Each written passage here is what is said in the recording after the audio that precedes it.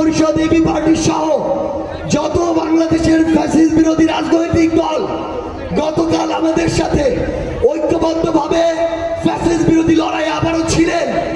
আমরা আপনাদেরকে ধন্যবাদ জানাই এবং আগামীতেও আমরা ঐক্যবদ্ধভাবে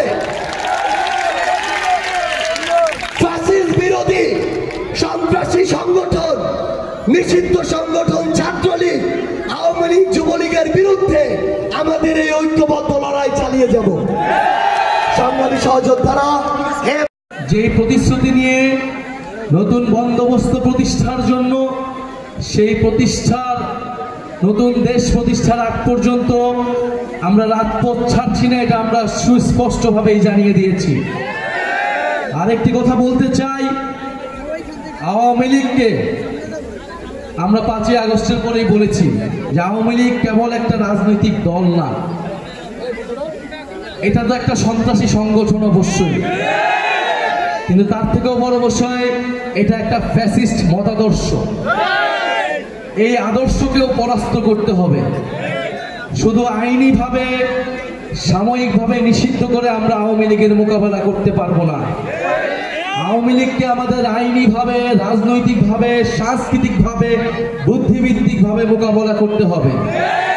ফলে আমরা আমাদের শত্রু চিহ্নিত করেছি মুজিববাদ। এই মুজিববাদী আদর্শ আওয়ামী লীগের গোড়া, বাংলাদেশকে বিভাজিত করেছে, বাংলাদেশের মানুষদেরকে হত্যা করেছে, গুম খুন সবকিছু জায়েজ করেছে এই মুজিববাদী আদর্শের মাধ্যমে। আমরা এটাও বলেছি মুজিববাদ আর মুক্তিযুদ্ধ কিন্তু এক জিনিস না। ফলে আমাদের এই মুজিববাদীদের হাত থেকে আমাদের মুক্তিযুদ্ধকেও রক্ষা করতে হবে, বাংলাদেশের জনগণকে রক্ষা করতে হবে, ভবিষ্যৎ প্রজন্মকে রক্ষা করতে হবে।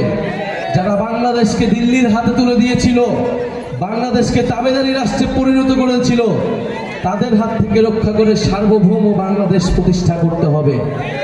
সেই লড়াইয়ে আমরা জানি রাজবাড়ীবাসীকে আমরা পাশে পাবো। রাজবাড়ীর সাহসী সন্তানেরা জুলাই গণ অভ্যুত্থানে শহীদ হয়েছে। সেই শহীদদের আদর্শকে, আকাঙ্ক্ষাকে আমরা ধারণ করি।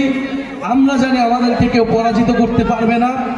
আমরা জানি আমাদের শত্রু মিত্রকে, আমাদের লক্ষ্য কি। প্রিয় রাজবাড়ীবাসী কি জানে তাদের লক্ষ্য কি? আমরা কি জানি আমাদের লক্ষ্য কি? আমরা জানি আমাদের লক্ষ্য নতুন বাংলাদেশ বিনির্মাণ করা। সেই লড়াইয়ের আহ্বান জানাচ্ছি। 3 আগস্ট আমরা শহীদ মিনারে জড়ো হচ্ছি। রাজবাড়ীবাসীকে আহ্বান জানাচ্ছি, আজকে 17ই জুলাই। সময়ের স্বল্পতার কারণে আমাদের সংগ্রামী সদস্য সচিব আক্তার হোসেন কথা বলেনি। আজকের এই দিনে আক্তার হোসেন গ্রেফতার হয়েছিলেন ঢাকা বিশ্ববিদ্যালয়ে। এই গণ অভ্যুত্থানের বৈষম্য বিরোধী ছাত্র আন্দোলনের প্রথম রাজবন্দী হিসেবে প্রথম কারাবরণ করেছিলেন এই আক্তার হোসেন।